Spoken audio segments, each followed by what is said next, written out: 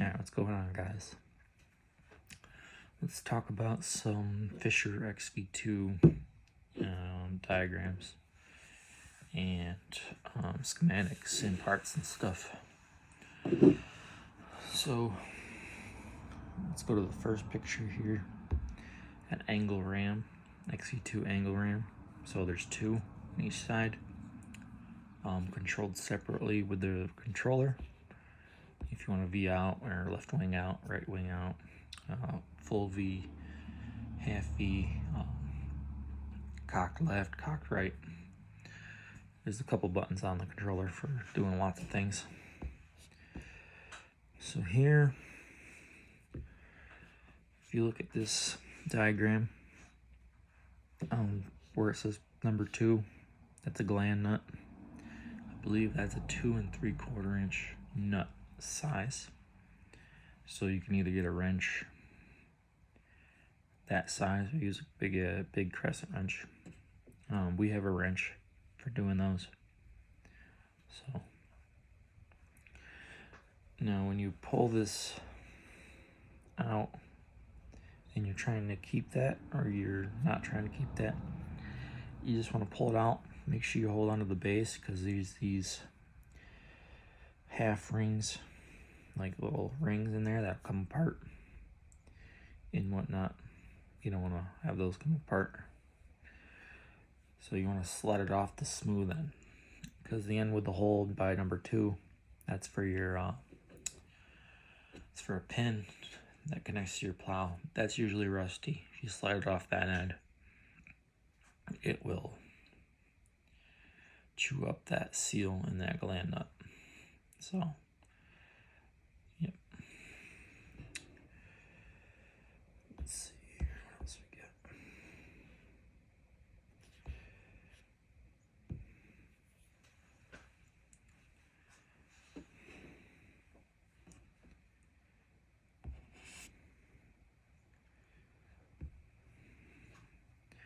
Now on to the next diagram.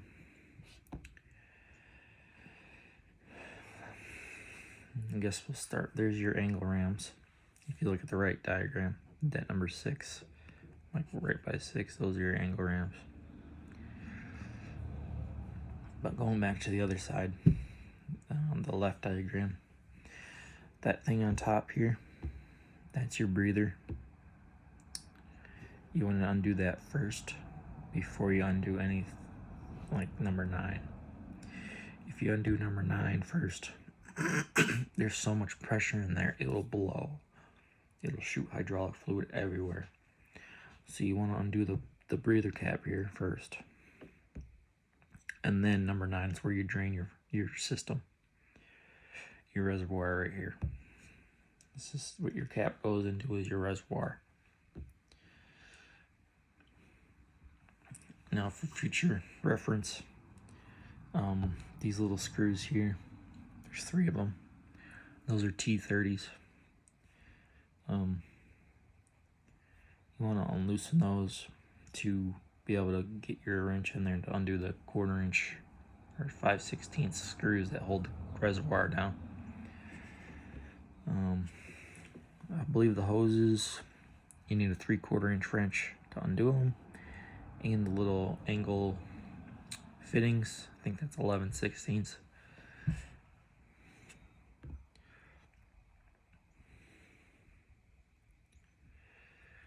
Right here, just the basic head unit for the plow.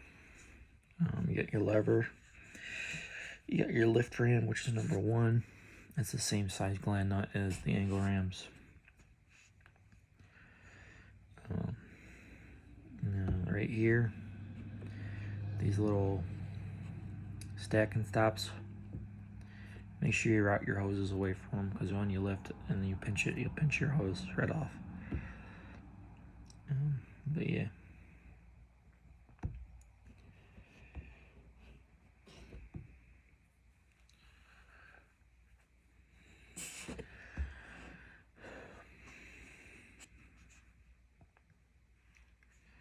Okay, so for why I bought these 7/8 and that 1/4 inch multi ratchet, because right now we're having a problem with the left side wing is just drifting by itself. So if you back drag, it'll pull itself out, which it's not supposed to do. So it was, I believe it was a rod end relief. I had just to adjust it, but so here's your inside your hydraulic unit. These coils right on top of the block, those are your coils. There's 4, and then there's 4 on the bottom, and there's 3 on the front. Those are your S1, S2, and S3 on the front. Your top here, S4, S5, S6, and S7. And your bottoms, S8, S9, S10, and S11. Now, if you don't know which ones they are, right here, 9 on this cover, that little square, it'll tell you which valve it is. It'll also tell you which wires go to it. So on here, there's little wires. There's ground, and then there's your activation wire. So if you ever do maintenance and a couple wires pop off, look at your covers and you'll see which wire goes to which coil. Now if you don't have the covers and you just hook it up and say you're going right wing out and you do left wing and it pushes your left wing out, I would check your wires on your coils first. More than likely you got those messed up. And below the coils is a solenoid, and this is your side cover. That's your top thing. Down where your solenoid connects is your motor. So now the reason I bought the multi-tool in 7/8, let's switch to the next. All right, hold on.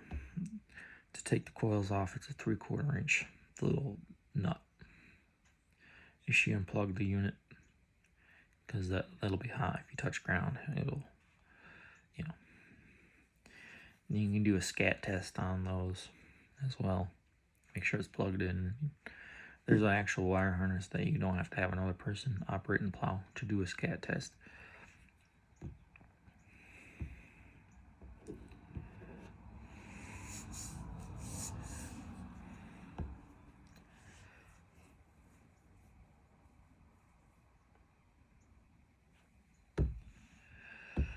Okay, so here's why I needed the 7/8 socket deep. So 15 here, 15, 16, 14, those are all your valves. You can have a 2-way valve, 3-way valve, 4-way valve. You see that controls your hydraulic fluid and where they go when you hit the button. So those are 7/8 little nuts right here.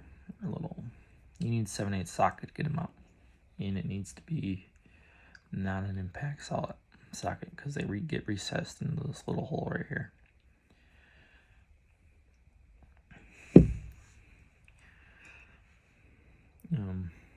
So yeah, if you ever want to test to see if a valve's working, take it out, take your coil over, hook it up to a ground and a positive, and just tap the ground to it and see if it activates.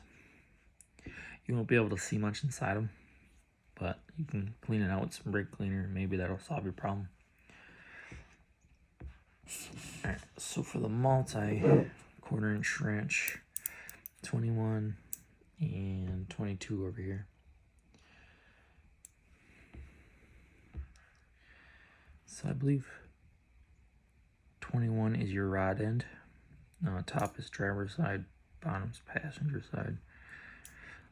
And these, off the top of my head, what are they called?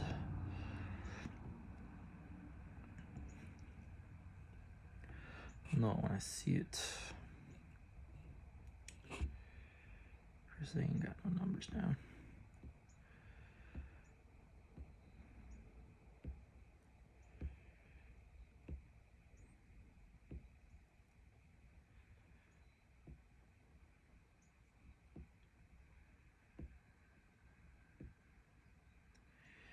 Yeah, they ain't got the numbers written down, which is weird. But you want to, if you're having a back drag problem and it's moving out, you want to look at 21.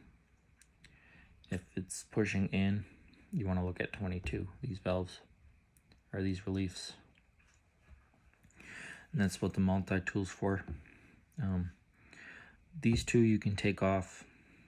The hydraulic unit's held on by 3 T20 or T45s, which you can take them off and get that cover off the side, and then put the bolts back to hold the unit up. And you can get in there with a regular flathead screwdriver.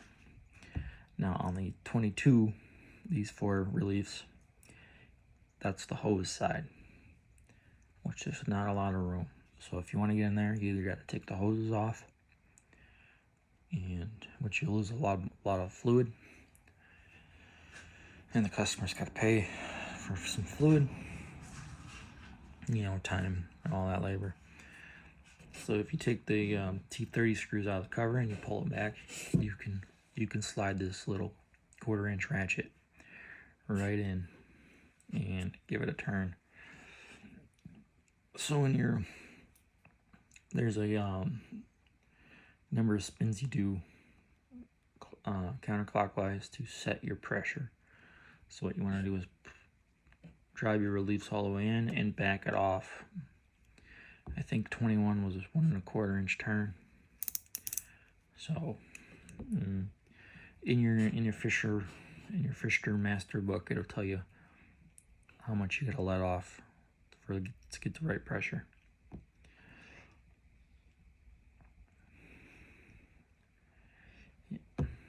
This little screw that's next to 21, that's a boss plug.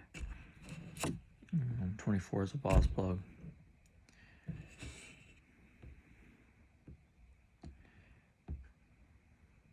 That's your filter. That's your hydraulic pump. Your motor hooks onto that, and that turns and pumps your fluid.